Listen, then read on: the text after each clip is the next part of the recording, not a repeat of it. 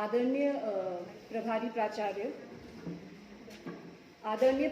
प्राचार्य महोदय, doctor DPS Bhandari, समस्त वरिष्ठ प्राध्यापकगण, हमारी परिषद के सभी सदस्य एवं प्यारे छात्र एवं छात्राएं, आज मैं यहाँ आपके सम्मुख अपना व्याख्यान प्रस्तुत करने हेतु आपके सम्मुख प्रस्तुत हूँ। और मेरे व्याख्यान का जो विषय है वो है जीवन और वस्तुओं के उत्पादक के रूप में महिलाएं। ये व्याख्यान का जो शीर्षक है यही आपको पूरे व्याख्यान के बारे में काफ़ी कुछ बता रहा है, लेकिन व्याख्यान शुरू करने से पहले मैं आपको एक छोटी सी वीडियो दिखाना चाहूँगी।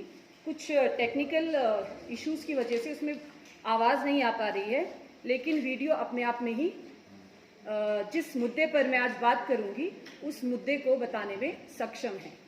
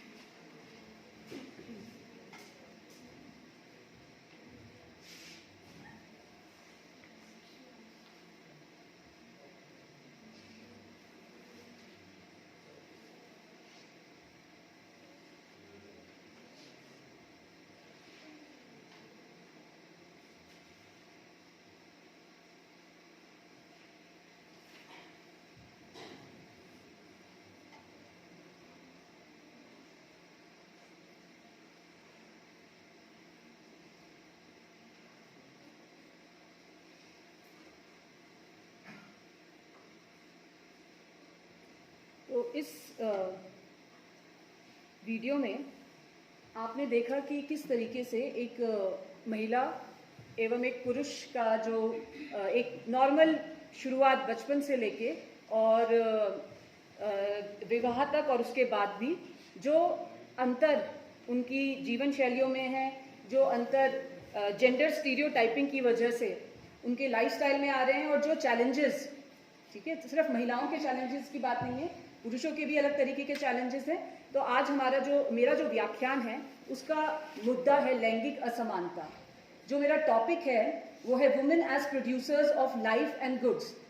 मतलब पूरे व्याख्यान में इस बात पे मैं आप लोगों का ध्यान आकर्षित करना चाहूँगी कि किस तरीके से महिलाएं दोहरी भूमिका निभा रही हैं जीवन के उत्पादक के रूप में और वस्तुओं के उत्पादक के रूप में।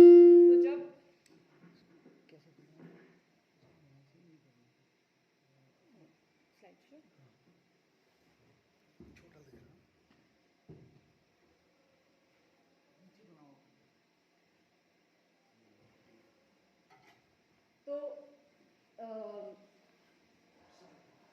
जैसे कि हम सबको विदित है कि महिलाएं जो पूरे विश्व की जनसंख्या है उसमें 49.58% का उनकी जो भागीदारी है, उनका जो रेशियो है वो 49.58% है और भारत में 48.5% है। तो जिस समय मैंने ये टॉपिक चूज किया उस समय क्या परिप्रेक्ष्य था, क्या उसका संदर्भ था, क्या कंटेक्स्ट था, या क्या ऐसी जो करंट अफेयर्स में कौन सी ऐसी बात आ रही थी जिसने मुझे इस मुद्दे को चुनने के लिए और इस पे बोलने के लिए विवश किया। वो ये रिपोर्ट है जो कि वर्ल्ड इकोनॉमिक फोरम की ग्लोबल जेंडर गैप रिपोर्ट है, जो कि कितनी लैंगिक असमानता विश्व के विभिन्न देशों में है उसको मापती है, उसका एक सूचकांक देती है, और विभिन्न कौन कौन से ऐसे उप सूचकांक है जिनको लेके ये सूचकांक बनाया जाता है। तो जहाँ तक लैंगिक असमानता की बात है, आप और हम अपने अपने अनुभवों के हिसाब से बता सकते हैं कि हमें लगता है या नहीं है, पर विश्व स्तरीय एक अंतर्राष्ट्रीय जब संस्था अपने आंकड़े प्रस्तुत करता है तो पूरा विश्व ही नहीं, भारत चाहे विश्व हो चाहे भारत हो, यहाँ सभी जो जितने भी यहाँ पे पॉलिसी मेकर्स है वो इस बात पर सोचने के लिए विवश हो जाते हैं कि महिलाओं की जो स्थिति है, कौन कौन से जो एरियाज हैं उस पर फोकस करने की आवश्यकता है। तो इसमें आप देखेंगे कि 2021 में यानी तत्कालीन वर्ष में जो डाटा हमारे पास है वो ये बता रहा है कि 156 कंट्रीज में से इंडिया 146th पोजीशन पे है। 146 का मतलब बहुत बहुत पीछे। किस संदर्भ में? ग्लोबल जेंडर गैप, यानी महिलाओं में और पुरुषों में जो असमानताएं हैं, ठीक है, उसके सेंस में हमारी जो पोजीशन है वो पिछले वर्ष के मुताबिक 28 रैंक से पीछे गई है, जो कि एक चिंता का विषय है। अब ये एक न्यूज़पेपर कटिंग है, इसमें सिर्फ वैसे तो बहुत सारे उप सूचकांक है जिनकी मदद से ये ग्लोबल जेंडर गैप इंडेक्स बनाया जाता है, पर मुख्यतः मैंने अपना जो फोकस है वो दो बातों पे किया है। एक है हमारा ये वाला index, women's labour force participation rate fell from 24.8% to 22.3%। ये बहुत ही चिंता का विषय है कि भारत में फीमेल वर्कफोर्स पार्टिसिपेशन निरंतर घटता ही जा रहा है। 24.8% मतलब जो महिलाएं हैं जो फॉर्मल सेक्टर में हैं वो 24.8% से 22.3% पर आ गया है। और एक ये अजीब बात ये है कि औसतन नेशनल सैम्पल सर्वे ने एक रिपोर्ट निकाली थी, तो औसतन हर महिला अपनी प्रतिदिन मतलब भारत की हर महिला प्रतिदिन 299 मिनट्स व्यतीत कर देती है घरेलू कामों में, लेकिन फिर भी जो हमारा फॉर्मल सेक्टर है वो कहता है कि मात्र 22.3% महिलाएं ही फॉर्मल सेक्टर में कार्यरत हैं। तो जितनी भी महिलाएं यहाँ पे बैठी हैं, जो मेरे साथ की महिलाएं जो यहाँ पे काम कर रही हैं, वो उन्हें खुद को खुश नसीब समझना चाहिए कि हम भारत के 22.3% वुमेन में से हैं जो कि फॉर्मल सेक्टर में एम्प्लॉयड हैं। और जिस सेक्टर में भारत की अधिकतर महिलाएं हैं वो सेक्टर फॉर्मल तो छोड़िए, इनफॉर्मल में भी नहीं आता है। वो ऐसा सेक्टर है जो कि अभी तक मॉनेटाइज ही नहीं हुआ है, ना ही भारत में हुआ है ना ही विश्व में हुआ है, ठीक है। तो ये एक मुद्दा है जिस पे मैं बात करूंगी, किस तरीके से रूरल एरियाज, अर्बन एरियाज में महिलाओं का जो फीमेल वर्कफोर्स पार्टिसिपेशन है वो घट रहा है। और दूसरा जो मुद्दा जो काफी मतलब चिंता का विषय है वो है महिलाओं के स्वास्थ्य से संबंधित। India ranks among bottom 5 in discrimination against women in health and survival sub index। तो ये जो ग्लोबल जेंडर गैप इंडेक्स है इसको कुछ उप सूचकांकों से बनाया जाता है। तो एक उप सूचकांक उसमें स्वास्थ्य का है कि स्वास्थ्य सुविधाओं को उपलब्ध कराने में या उन तक पहुंच में महिलाओं के अगेंस्ट डिस्क्रिमिनेशन हो रहा है, भेदभाव हो रहा है। और इसमें जब हम रैंकिंग निकाली तो हम बॉटम 5 देशों में आए। तो ये हमारे लिए, पूरे भारत के लिए एक शर्म की बात है।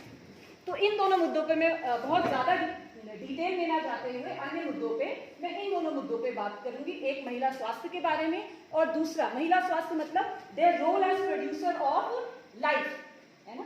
और जो फीमेल वर्कफोर्स पार्टिसिपेशन है तो their role as producer of goods, जो उनका इकोनॉमिक रोल है, आर्थिक जो उसकी गतिविधियां हैं। लैंगिक असमानता की हम बात कर रहे हैं तो ग्लोबल जेंडर गैप रिपोर्ट में जो हमारी स्थिति है उस पर डिटेल में डिस्कशन करने से पहले इस बात में थोड़ा सा हिस्टोरिकल जाएंगे, थोड़ा सा इतिहास में जाएंगे कि आफ्टर ऑल ये लैंगिक असमानता शुरू कब हुई। क्योंकि जब ये जो मनुष्य प्रजाति है जब इस धरती पर आई तो men and women were born as equal, different but equal, मतलब हम लोग अलग हैं पर बराबर हैं, है ना। दोनों की ही भूमिका पूरी किसी भी तरह से साइकोलॉजिकली, सोशली, पॉलिटिकली हमारे देश को, हमारे राज्य को चलाने के लिए दोनों की ही भूमिका सेम है, ठीक है। तो हमें इस डिफरेंस को एप्रिशिएट करना है कि डिफरेंस है पर असमानता नहीं है, इनइक्वालिटी नहीं है। तो इसकी ये जो लैंगिक असमानता आई ये आफ्टर ऑल शुरू कब हुई, और हम इस पे इसलिए जा रहे हैं ताकि क्योंकि अगर हमें इसकी शुरुआत का पता चल पाए तो क्या पता हमें इस जो गैप वाइडन होता जा रहा है इसको रिड्यूस करने का भी कोई तरीका मिल सके। तो लगभग 3.5 मिलियन 3.15 मिलियन साल पहले जब मनुष्य पृथ्वी पर आया तो मेल एंड फीमेल अपने बायोलॉजिकल डिफरेंसेस के साथ they came at the same time, और उस समय ना तो कोई जेंडर इनइक्वालिटी थी, ना ही कोई इस तरीके के कोई भी हमारे पास जो प्री हिस्टोरिक एज है, प्री हिस्टोरिक मतलब वो वाली एज जबकि हमारे पास कुछ भी उसका लिखित दस्तावेज हमारे पास नहीं है। उस समय से हमारे पास कुछ भी ऐसी कोई भी रिकॉर्ड्स नहीं है कि पेलियोलिथिक या मीजोलिथिक एज में किसी भी तरीके की लैंगिक असमानता है। लेकिन नियोलिथिक एज जब आई, जो कि लगभग 2 मिलियन साल पहले जब नियोलिथिक एज आई, उस समय भी लैंगिक असमानताओं की कोई भी हमारे पास डाटा अवेलेबल नहीं है। लेकिन एक हिस्टोरियन है जिन्होंने 1986 में एक किताब लिखी, ओरिजिन ऑफ पेट्रियार्की। उन्होंने इस बात का उल्लेख किया कि कुछ यूरोपियन जर्नल ऑफ आर्कियोलॉजी में मीजोलिथिक एज की जब केव पेंटिंग्स, जो गुफाओं में पेंटिंग्स होती हैं, उसको जब स्टडी किया गया तो ये सामने आया कि इससे पहले जो भी पेंटिंग्स थी उसमें पुरुषों और महिलाओं का इक्वल डिपिक्शन था। लेकिन मीजोलिथिक एज के towards the end, Neolithic age के टुवर्ड्स द एंड जब आई तो उसमें महिलाओं का कम और पुरुषों का अधिक डिपिक्शन हुआ। और कुछ उस समय के उसी पीरियड की कुछ कब्रों का मतलब ग्रेव्स का भी एनालिसिस हुआ, तो हर एक महिला की ग्रेव पे 1.5 पुरुषों की कब्र पाई गई। तो इससे कहीं ना कहीं उन्होंने ये जो इतिहासकार हैं लर्नर, इन्होंने ये महिलाएं हैं, इन्होंने कहा कि कहीं ना कहीं एक पुरुषों के प्रति जो वरीयता, पुरुषों को महिलाओं के प्रति वरीयता देने का कल्चर उस समय ऐसा माना जाता है कि उस समय शुरू हुआ, लेकिन उससे पहले इस तरीके की कोई भी चीज नहीं थी। अब नियोलिथिक एज में ऐसा क्या हुआ कि लैंगिक असमानताएं शुरू होने लगी। नियोलिथिक एज में एग्रीकल्चरल रिवोल्यूशन आया, कृषि आई, और जहां कृषि आई वहां शुरू में तो मनुष्य ने उतना ही उत्पादन किया जितने की उसको आवश्यकता थी, लेकिन धीरे धीरे क्या हुआ, वो अपनी आवश्यकता से अधिक उत्पादन करने लगा, जिससे कि एक सरप्लस क्रिएट हुआ। और फिर उस सरप्लस की लड़ाई हुई, और लड़ाई सिर्फ उस सरप्लस की नहीं हुई बल्कि उस सरप्लस को पैदा करने वाले श्रमिक और उन श्रमिकों को पैदा करने वाली महिलाएं। तो महिलाओं को क्या माना जाने लगा कि they are a means to produce the labour which will produce the surplus further. तो बेसिकली तब से ये कॉन्सेप्ट शुरू हुआ कि acquiring the surplus, acquiring the labour and acquiring women. तो तब से धीरे धीरे महिलाओं को एक सेकंड क्लास सिटीजन का दर्जा मिलने लगा। ये तो बात हुई मीजोलिथिक एज की। अब आज के टाइम में हालत ये है कि हमारी ये जो ग्लोबल जेंडर गैप रिपोर्ट है, ये कहती है कि महिलाओं और पुरुषों में इतनी असमानता है। अभी लास्ट कुछ महीने पहले भारती मैम ने लेक्चर दिया था और उन्होंने कहा था कि 99.5 100 साल लगेंगे महिलाओं को पुरुषों के समकक्ष आने में, लेकिन कोरोना की वजह से ये जो गैप है ये और भी बड़ा है, और अब 100 नहीं बल्कि 135.6 ईयर्स लग जाएंगे ये जो लैंगिक असमानता है इसको दूर करने में। तो ये हमारे लिए एक काफी चिंता का विषय है। अब ये बात है ये सारी बातें मैं ऑलरेडी कर चुकी हूँ। अब हम अगर भारत के परिप्रेक्ष्य में बात करें तो जो हमारी अर्ली वैदिक पीरियड था या ऋग वैदिक पीरियड था, वो महिलाओं के संदर्भ में उस समय हमारी जो बच्चे हिस्ट्री के हैं या और भी कई विषयों में ये बात सामने आती है कि ऋग वैदिक पीरियड में भारत में महिलाओं की स्थिति, भारत के पूरे इतिहास को अगर उठा के देखें तो सबसे बढ़िया थी। महिलाओं को युद्ध में पार्टिसिपेट करने का अधिकार था, महिलाओं को अपनी बात आगे रखने का अधिकार था, महिलाओं को इम्पोर्टेंट डिसीजन मेकिंग में, जो इम्पॉर्टेंट डिसीजन मेकिंग थी उसमें उनको सारे राइट्स अवेलेबल थे। इनफैक्ट अपने लिए खुद अपना वर चुनने का अधिकार था।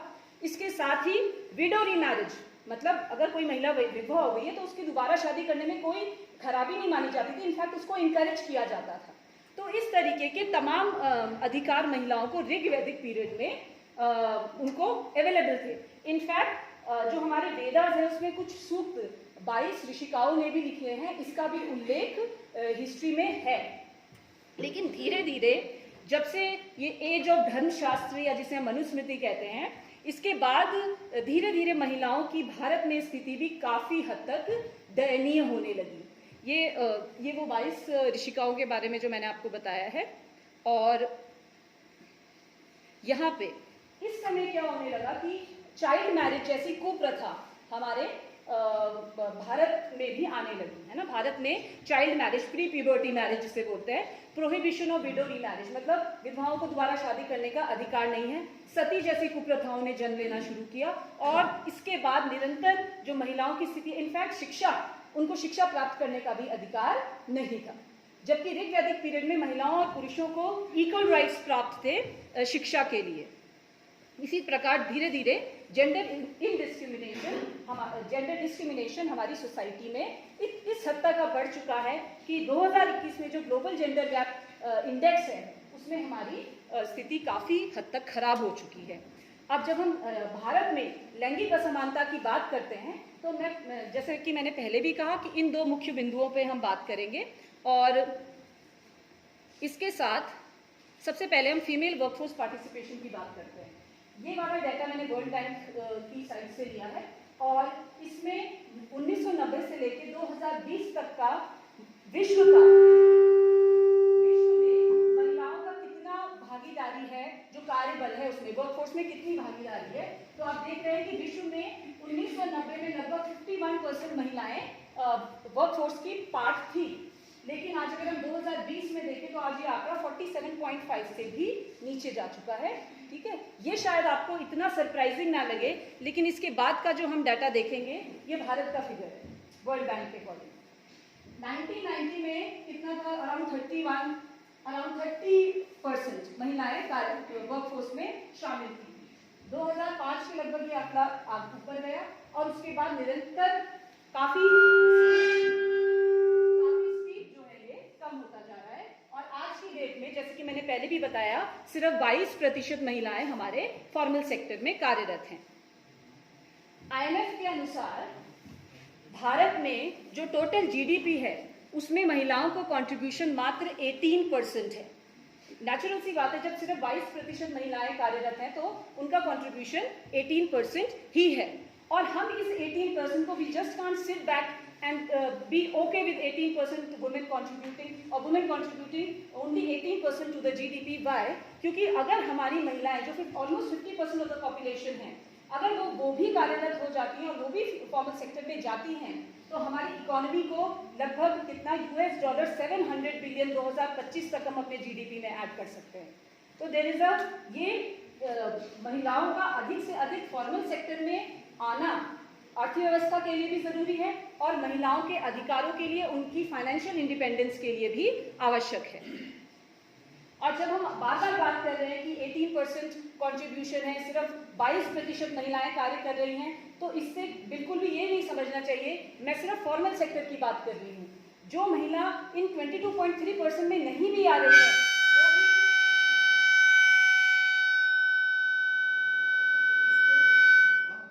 वो भी निरंतर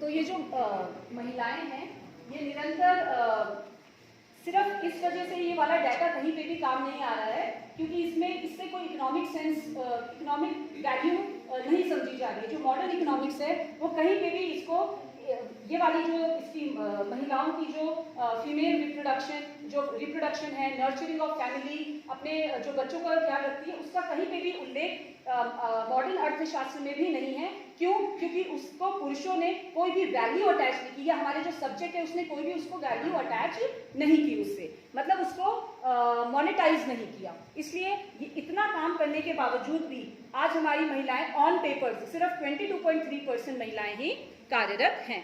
अब अगर हम शहरी क्षेत्रों में महिलाएं और ग्रामीण क्षेत्रों में महिलाओं की बात करें तो आप ये पिंक लाइन जो देख रहे हैं ये फीमेल वर्कफोर्स पार्टिसिपेशन है ओवरऑल भारत का।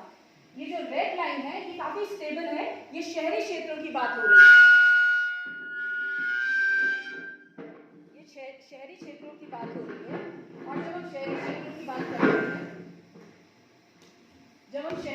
बात करते हैं तो शहरी क्षेत्रों में महिलाओं की फिर भी स्थिति सही है, लेकिन जो हम ब्लू लाइन देख रहे हैं वो है रूरल एरियाज में, यानी जो ग्रामीण क्षेत्र की महिलाएं हैं। आप देखते हैं हमने एक्स एक्सिस पे लिया लॉग ऑफ GDP, मतलब जैसे जैसे हमारा जो GDP है, जो सकल घरेलू उत्पाद बढ़ रहा है, वैसे वैसे जो फीमेल वर्कफोर्स पार्टिसिपेशन है वो घट रहा है, विच इज अभी हम आगे देखेंगे कि इसमें इट इज सारे इसमें नेगेटिव पॉइंट्स नहीं, इसमें कुछ एक पॉजिटिव चीज भी है जो हम आगे पढ़ेंगे।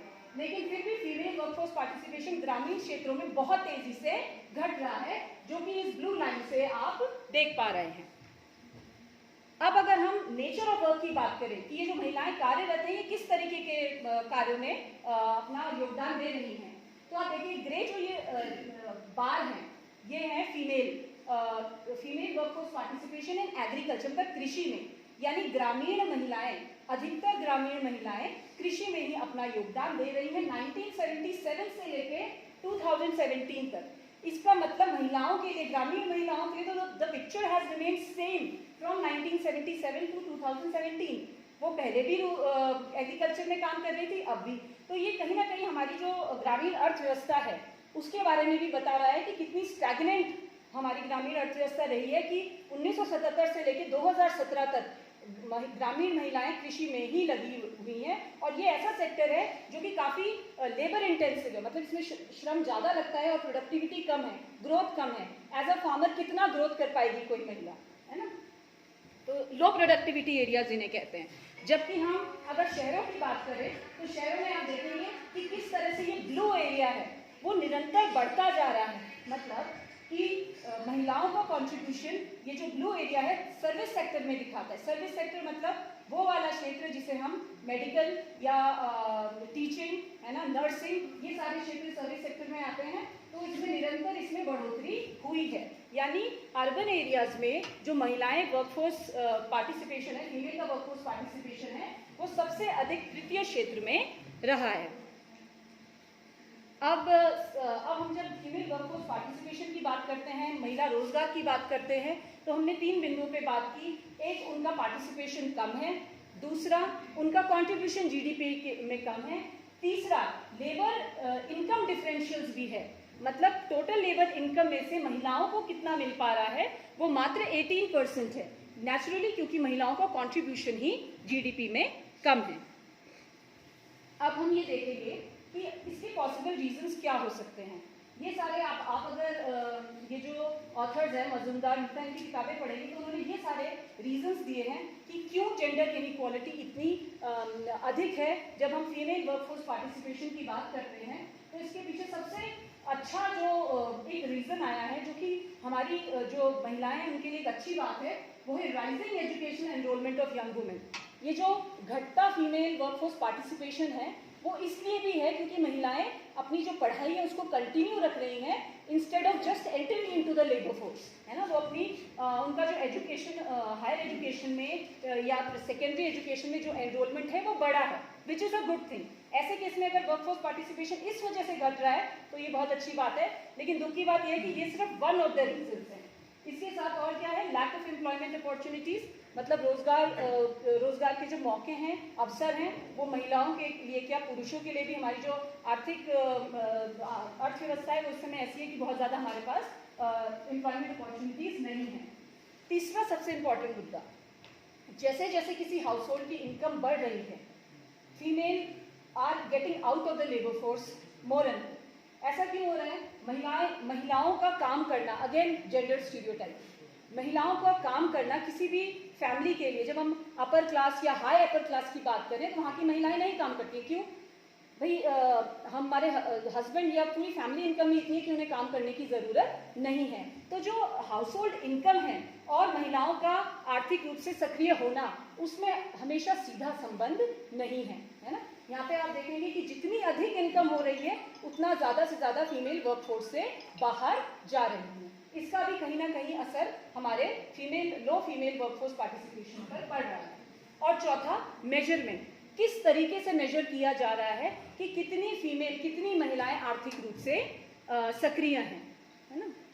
ये 4 इसमें, और ये कुछ ऐसे रीजन हैं जो मुझे लगता है कि अगर इन बातों पे काम किया जाए तो ज़्यादा से अधिक महिलाएं कार्य क्षेत्र में उतरेंगी। क्यों? क्योंकि हमें ये समझना है कि producer of good and producer of life, इन दोनों रोल के बीच में देयर आर इंटरलिंकेजेस। और अगर इस जर्नी को हमें स्मूथ बनाना है तो हमारा जो गवर्नमेंट इंटरवेंशन है, सिविल सोसाइटी का इंटरवेंशन है, जो सोसाइटी का सेटअप है उसमें चेंजेस लाने पड़ेंगे। जैसे कि आज की डेट में हम देखें तो हमारी जो वर्क प्लेसेस हैं या कार्यस्थल हैं वो लेस वुमेन फ्रेंडली हैं, है ना। आज भी हम कई स्कूल्स में देखते हैं जहाँ पे टॉयलेट्स नहीं हैं, सेपरेट टॉयलेट्स फॉर वुमेन नहीं हैं। आज भी हमारे यहाँ कहीं पे भी किसी भी मुझे नहीं लगता मेट्रोज वगैरह को छोड़ के कहीं पे भी सैनिटरी पैड वेंडिंग मशीन्स नहीं है, है ना। Separate feeding areas for women नहीं है। तो दूसरा क्या है, lack of appropriate and well targeted schemes for pregnant, lactating and those women who have young children. हम ये तो अपेक्षा कर रहे हैं कि महिलाएं ज़्यादा से ज़्यादा वर्कफोर्स में आएँ और हमारे जीडीपी को $700 से बिलियन से बढ़ाएं, लेकिन अगर वो फैमिली लाइफ सेक्रीफाइस करके आती हैं तो जीडीपी में 700 बिलियन तो बढ़ जाएगा, लेकिन जो उसकी अपॉर्चुनिटी कॉस्ट है इन टर्म्स ऑफ जो child rearing, child nurturing, taking care of the family, उसमें जो कमी आएगी वो इररिपेरेबल लॉस, और इसका जो असर है वो कई साल बाद हमें दिखेगा। तो इस तरीके के इंटरवेंशन करके हम महिलाएं दोनों रोल प्ले कर सकती हैं और बहुत अच्छे से कर सकती हैं। तीसरा क्या है, lack of requisite skills. Marriage और चाइल्ड बेयरिंग की वजह से करियर में गैप आ जाता है, जिसकी वजह से महिलाएं आउट ऑफ टच हो जाती है, आउट ऑफ स्किल्स हो जाती हैं, और मार्केट में जो स्किल्स रिक्वायर्ड हैं उसके लिए वो सक्षम नहीं होती। तो इसीलिए लैक ऑफ रिक्विजिट स्किल भी एक कारण है जिसकी वजह से अधिक महिलाएं जो मार्केट वर्कफोर्स है उससे बाहर जा रही हैं। अब ये जो समस्याएं फीमेल वर्कफोर्स पार्टिसिपेशन में आ रही हैं, इसको हम टू प्रॉन्ग्ड स्ट्रैटेजी से हम इसको हल कर सकते हैं। जैसे सबसे पहले है कि जेंडर न्यूट्रल, हमारी जो वर्क प्लेसेस हैं हमें उन्हें जेंडर न्यूट्रल और जेंडर सेंसिटिव दोनों बनाना पड़ेगा। Gender neutral in terms of pay and working condition same for men and women. और एक बात मैं यहाँ पे मेंशन करना चाहूँगी कि जब मैं यहाँ पे बार बार जेंडर शब्द का प्रयोग कर रही हूँ तो मैं फिलहाल 2 ही जेंडरों के बारे में बात कर रही हूँ, मेल एंड फीमेल। और दूसरा, हमने जेंडर सेंसिटिव कहने का मतलब ये है कि जेंडर न्यूट्रल करना है, लेकिन जेंडर सेंसिटिविटी को हम नहीं भूल सकते। हम वो स्पेशल नीड्स, स्पेशल रिक्वायरमेंट्स को नहीं भूल सकते जो कि एक वर्किंग वुमेन की हैं। फॉर एग्जाम्पल, उसके लिए हम लैक्टेटिंग वुमेन के लिए सेपरेट फीडिंग रूम्स बना सकते हैं, वर्किंग वुमेन के लिए प्लेनेस्ट फैसिलिटीज होनी चाहिए हर वर्किंग प्लेस में, और installation of sanitary pad vending machines भी होनी चाहिए हर वर्किंग प्लेस में। अगर हम ऐसा करेंगे तो women will be able to contribute to the GDP in a better manner.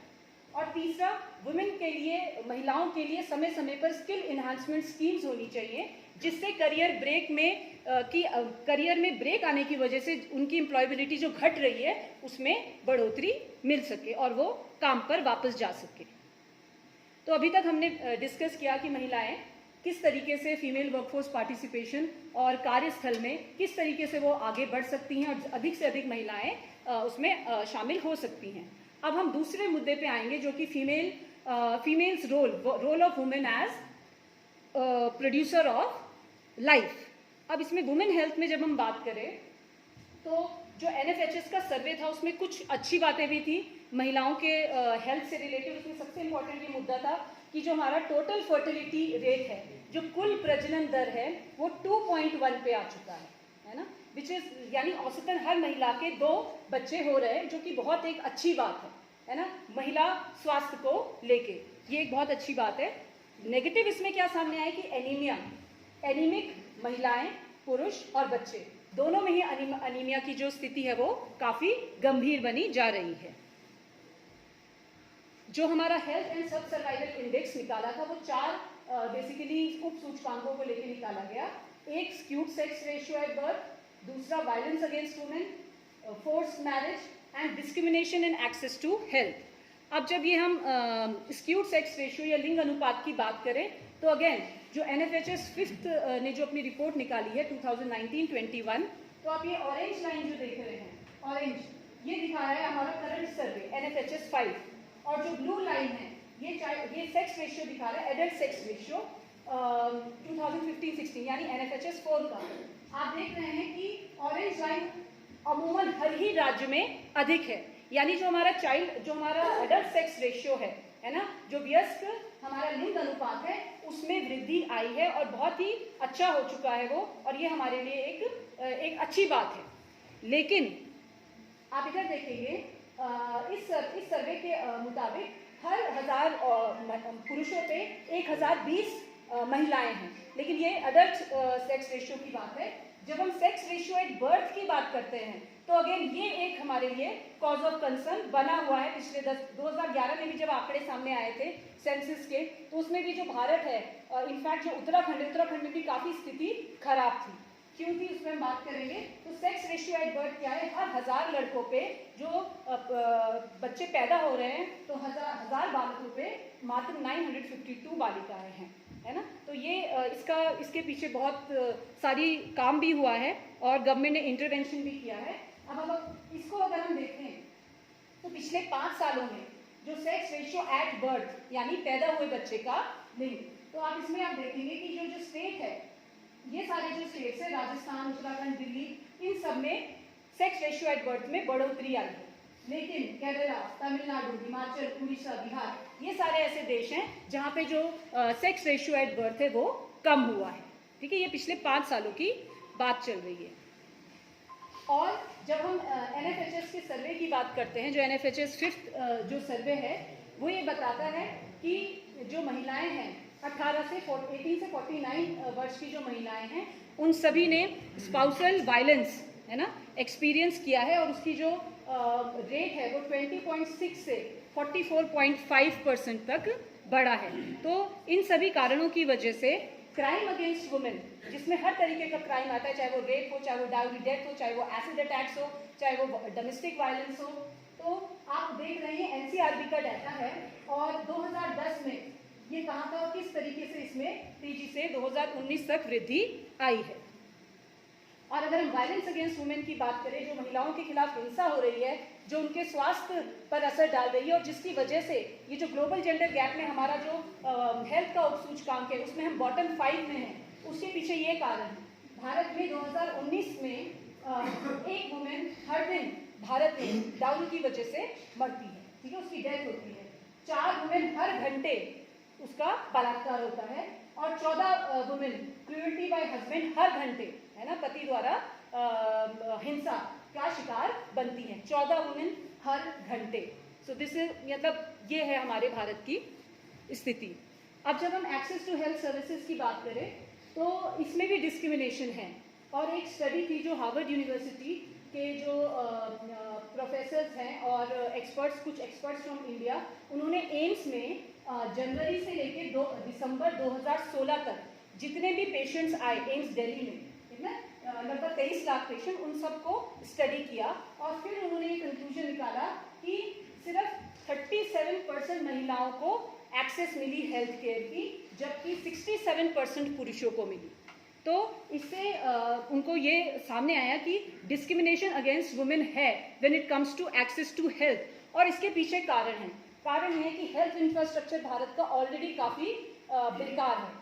हमारे जो प्राइमरी हेल्थ केयर सेक्टर्स हैं उसमें सुविधाएं नहीं हैं और जो महिलाएं स्पेशली जो ज्योग्राफिकली बहुत दूर रह रही हैं या अच्छी हेल्थ सर्विसेज से दूर हैं, उनको अकम्पनी करने के लिए पुरुष की आवश्यकता होती है और उसको वो अकेले वो आ नहीं सकती। इस वजह से एक्सेस, जो ज्योग्राफिकल भौगोलिक कारणों की वजह से भी एक्सेस उनकी घटती है। फिर महिलाओं के स्वास्थ्य को प्रायोरिटी पे नहीं रखा जाता, है ना। जैसे कि हम इसमें देख रहे हैं, जो नेशनल हेल्थ प्रोफाइल है 2018 की, वो ये बताता है कि वेस्ट बंगाल में 71.9% जो प्रेग्नेंट वुमेन हैं, they do not have access to iron and folic acid tablets और 21.8% expectant mothers do not get full antenatal care. तो ये वाला जो आंकड़ा वेस्ट बंगाल का है ये काफ़ी चौंकाने वाला है और ये हमें रिवील कर रहा है कि क्यों महिलाओं के स्वास्थ्य पे हमें फोकस करने की आवश्यकता है। अब ये वाला मुद्दा मैं ऑलरेडी बता चुकी हूँ कि जो टोटल फर्टिलिटी रेट है वो 2 पे पहुँच चुका है, जो कि रिप्लेसमेंट रेट से कम है। रिप्लेसमेंट रेट का मतलब है कि हम दो हमारे दो वाला कॉन्सेप्ट, कि जो दो महिला और पुरुष दो हैं वो जब जाएंगे तो अपनी जगह 2 छोड़ के जाएंगे, तो इससे पूरी पॉपुलेशन जो है उसमें कोई भी वृद्धि नहीं होगी। तो ये हमारे लिए बहुत खुशी की बात है क्योंकि हमारी पॉपुलेशन स्टेबलाइज होने के कगार पर है इसकी वजह से। लेकिन अगेन इसमें भी अगर हम फ्यूचर की बात करें तो कहीं सिचुएशन ऐसी ना आ जाए कि हम जापान और यूएस वाली सिचुएशन में आ जाए जहाँ की एजिंग पॉपुलेशन एक समस्या बन चुकी है, तो correct family control family planning करना बहुत आवश्यक है। एक और इसमें हमारे लिए खुशी की बात आई NFHS में कि जो इंस्टीट्यूशनल डिलीवरीज हैं, जो संस्थागत डिलीवरीज है, उनमें वृद्धि हुई है। मतलब अब अधिक से अधिक महिलाएं या तो अस्पताल जा रही हैं या घर पर ही कोई प्रशिक्षित महिला आकर चाइल्ड बर्थ करवा रही हैं, जो कि जिससे कि इन्फेंट मोर्टेलिटी रेट और मैटरनल मोर्टेलिटी रेट में कमी आएगी। लेकिन इसमें भी एक प्रॉब्लम है, जो सिजेरियन बर्थ्स हो रहे हैं वो काफ़ी ज़्यादा हो रहे हैं, स्पेशली प्राइवेट हॉस्पिटल्स में। अब प्राइवेट हॉस्पिटल्स में महिलाओं की हेल्थ को ना देखते हुए किस पर फोकस किया जा रहा है? मॉनेटरी बेनिफिट्स पर। और WHO ने ये कहा है कि यदि औसतन अगर हम महिलाओं के हेल्थ को फोकस रख के बात करें तो 10 से 12% से ज़्यादा सिजेरियन डिलीवरीज नहीं होनी चाहिए। लेकिन हमारे जो भारत है उसमें जो ये NFHS 5 का जो इंटरेस्टिंग आंकड़ा सामने आया है वो कहता है 47.5% बर्थ्स वर बाय सिजेरियन डिलीवरीज, जो कि अगेन वुमेन हेल्थ पे एक नेगेटिव इम्पैक्ट डाल रहे हैं। और ये आंकड़ा प्राइवेट हेल्थ सेक्टर का है, पब्लिक हेल्थ में 14.3 है। तो इन दोनों में भी एक इतना बड़ा डिफरेंस होना इस बात का सूचक है कि प्राइवेट हॉस्पिटल सिर्फ अपनी मॉनेटरी बेनिफिट्स को देख रहे हैं, जबकि महिलाओं की हेल्थ पे फोकस नहीं हो रहा है। और एक इसमें एक बात सामने है, यूजुअली ये बात आती थी कि महिलाएं और बच्चे अंडर वेट है, लेकिन ये वाला जो सर्वे ये कह रहा है कि नहीं, ओबेसिटी के जो इंसिडेंस है वो महिलाओं में अब बढ़ा है, जिसकी वजह से नॉन कम्युनिकेबल डिजीजेस के प्रति उनकी जो इम्यूनिटी है वो वीक पड़ेगी। तो अगेन ये एक चिंता का विषय है। और हेल्थ में मुझे लगता है ये जो एनीमिया का इंसिडेंस आप देख रहे हैं, अंडर 5 चिल्ड्रन में ये 58.6 से बढ़ के 67% हुआ है, महिलाओं में ये 53.1 से बढ़ के 57% हुआ है, और पुरुषों में भी ये 22.7 से बढ़ के 25% हुआ है। तो एनीमिया के प्रति मुझे ऐसा लगता है कि एक सोशल अवेयरनेस, एक राइट हेल्थ इंफ्रास्ट्रक्चर द्वारा या जो हमारी हेल्थ पॉलिसी इस तरह से होनी चाहिए कि लोगों में अवेयरनेस क्रिएट की जाए, जिससे वो अपनी डाइटरी हैबिट्स को बदलें और आयरन और एनीमिया के प्रति जागरूक हों, क्योंकि ये एक आंकड़ा हम सबको एक रिस्क जोन में डाल रहा है, और महिलाओं को स्पेसिफिकली बिकॉज चाइल्ड बर्थ के दौरान उनको इन सब मिनरल्स की अधिक आवश्यकता होती है। अब अगर हम NSSO का जो हमारा NSSO का 75th राउंड है उसका अगर आंकड़ा पढ़े कि औसतन कितना एक्सपेंडिचर चाइल्ड बर्थ को हटाकर, चाइल्ड बर्थ पे तो होता ही है एक्सपेंडिचर, चाहे प्राइवेट में हो चाहे पब्लिक में हो, लेकिन चाइल्ड बर्थ को हटा के कितना एक्सपेंडिचर रूरल इंडिया और अर्बन इंडिया में हो रहा है महिलाओं पे, महिलाओं के स्वास्थ्य पे और पुरुषों के स्वास्थ्य पे, तो आप देखेंगे कि ग्रामीण क्षेत्रों में ये जो ब्लू बार है ये दिखा रहा है पुरुषों के स्वास्थ्य पर होने वाला एक्सपेंडिचर, और ये जो रेड बार है ये दिखा रहा है महिलाओं के स्वास्थ्य पर प्राइवेट हॉस्पिटल्स में। उधर ही अगर आप अर्बन एरियाज में देखें तो यहाँ पे भी डिफरेंशियल है, यहाँ पे भी अंतर है। पुरुषों द्वारा पुरुषों का जो स्वास्थ्य पे जो खर्चा हो रहा है वो ये ब्लू बार है, और महिलाओं का ये रेड बार है प्राइवेट हॉस्पिटल्स में। और आप देखेंगे कि डिफरेंशियल चाहे स्वास्थ्य सुविधा गवर्नमेंट हॉस्पिटल्स में प्राप्त हो रही है या प्राइवेट हॉस्पिटल में या चैरिटेबल हॉस्पिटल्स में, आंकड़ा हर ही जगह में अंतर साफ दिख रहा है। तो इन दो बिंदुओं पे मैंने फोकस किया है, और ये आप सभी के सम्मुख के बाद सामने रखने की कोशिश की है कि भारत में लैंगिक असमानता है, बढ़ रही है, और ये जो वर्ल्ड इकोनॉमिक फोरम ने जो कहा है कि 135 साल हमें इस 135 साल को कम करना है, और ये एम रखना है कि महिलाओं की स्थिति वैसी हो जैसे कि अर्ली ऋग वैदिक पीरियड में थी, जिसमें वो उतनी ही सशक्त थी जितने पुरुष हैं, जिसमें उन्हें उतने ही अधिकार प्राप्त हैं जितने कि पुरुषों को है। और जो यहाँ पे बच्चे हैं, जो स्टूडेंट्स यहाँ पे हैं, उनके लिए एक ही मैसेज है मेरे पास कि आपको अपनी जो महिलाएं हैं वो उनको अपनी फाइनेंशियल इंडिपेंडेंस, अपनी हेल्थ पर फोकस करना है अपने आसपास, और जो यहाँ पे पुरुष हैं उनके लिए ये है कि आपको अवेयरनेस क्रिएट करनी है, और आपको समाज को, क्योंकि अगर लैंगिक समानता की ओर ले जाना है तो महिलाओं और पुरुष दोनों को ही आगे बढ़ना पड़ेगा और एक कॉन्शियस लेवल पे आके एफर्ट डालने पड़ेंगे। Thank you.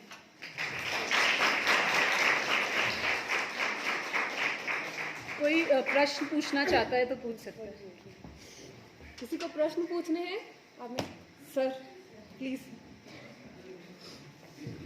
अब मेरे इसमें प्रश्न बाद में करूँगा, लेकिन you have done a wonderful job always. कई चीज़ें जो हमें पता नहीं थी वो चीज़ हम गो बैक एकदम बन सकते। मुझे आप ये बताइए, आपने इस पे कितना टाइम लगाया, इसको आपका एक्सपीरियंस क्या था इसको बनाने में, इसके लिए प्रिपरेशन आपने कैसे की? इट्स सो वंडरफुल है, कितना टाइम लगा उसमें और क्या क्या चीज़ें आपने करी, आपका क्या अनुभव है?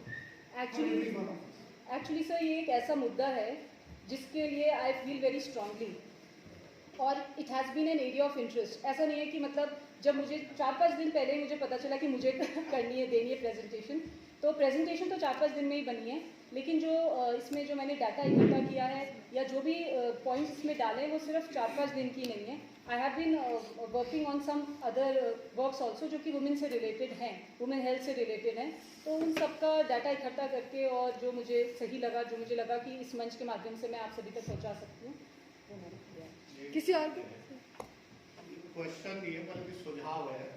एक जो हिस्टोरिकल आपने बताया, एक फ्रेडरिक एंगल्स की किताब है, family private property and origin of states. उसमें वो बताता है कि जब सरप्लस बढ़ा और जो प्रॉपर्टी है उस प्रॉपर्टी से जो पैट्रियार्की है उसने महिलाओं को साइलेंटली अलग कर दिया।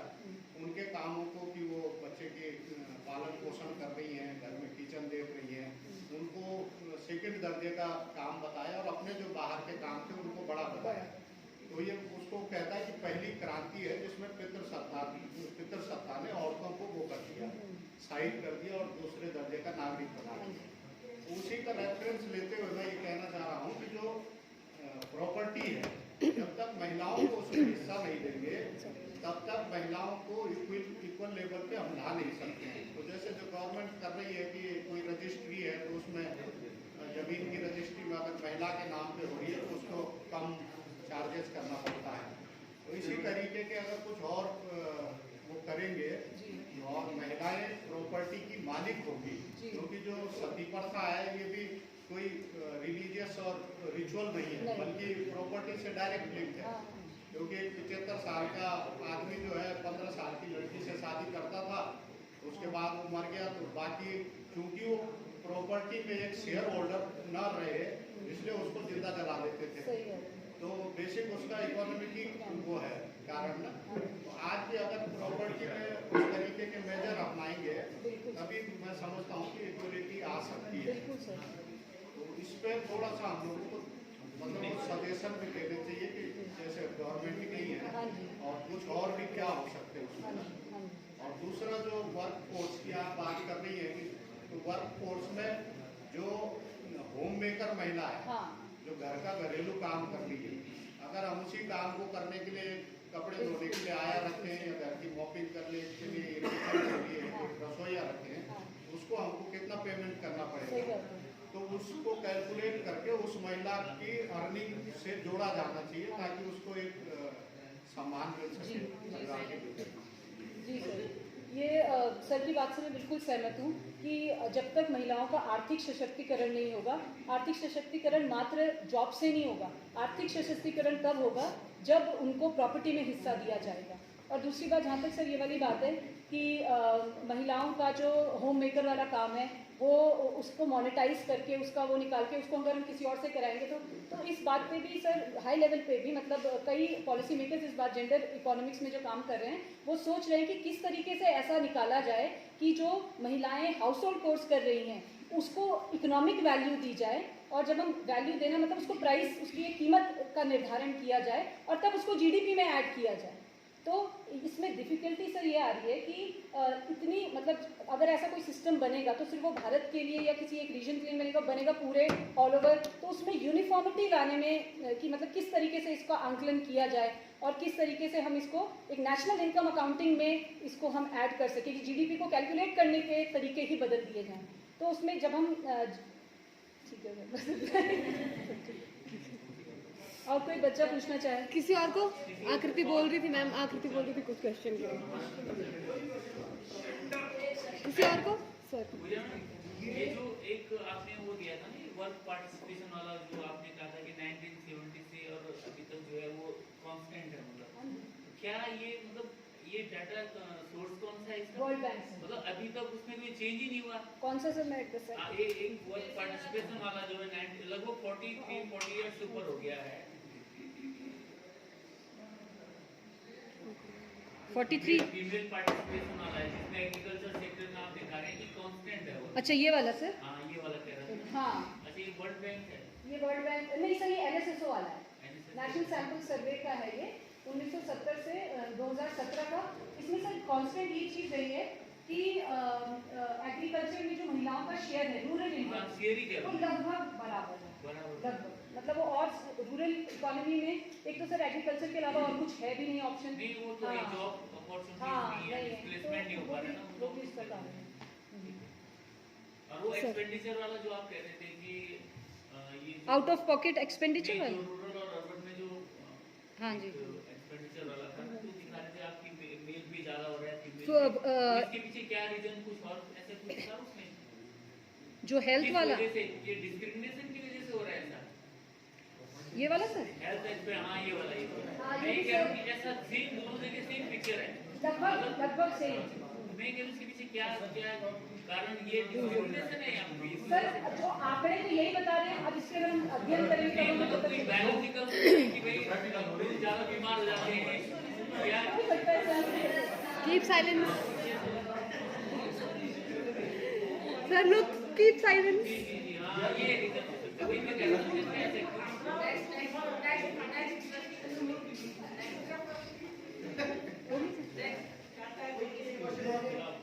ऐसे आपने जो मुझे लगा महिला और पुरुष को तो यूनिट माना, तो बायोलॉजिकल यूनिट, लेकिन मुझे लगता है कि महिला और पुरुष अपने कल्चरल एनवायरनमेंट से भी बने होते हैं। They are not just biological units, cultural and social जो वो होता है, तो उसमें जैसे कई रिलीजन्स हैं या कल्चर्स हैं, वो महिला को बराबरी का दर्जा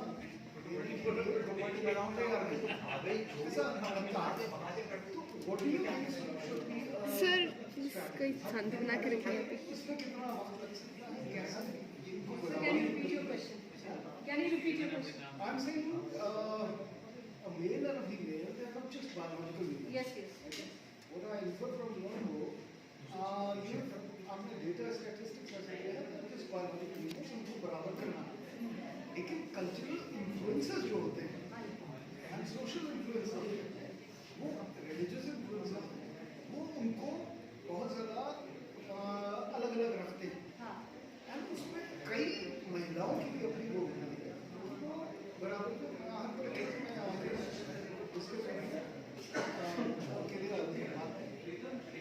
दूसरा मेरा प्रश्न ये है कि एक कल्चरल प्रैक्टिस को कैसे हम ओवरकम करें।